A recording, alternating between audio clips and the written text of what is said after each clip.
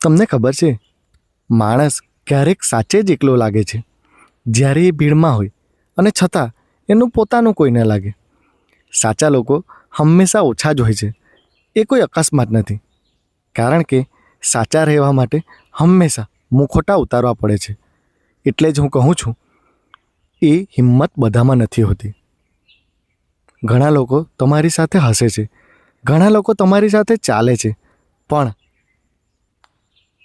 જ્યારે તમારું મન તૂટી જાય અને જ્યારે અંદરથી અવાજ આવે છે, હવે બસ, ત્યારે જ થોડા લોકો તમારી બાજુમાં ઊભા હોય છે.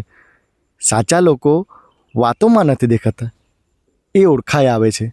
એ દિવસે જ્યારે તમારું નામ ક્યાંય નથી ચાલતું, તમારું કામ ક્યાંય નથી ચાલતું, કોઈ તમારી સાથે નથી હોતું અને તમારું મન સાથ ન આપે, એ સમયે જે રહે એ જ સાચો છે.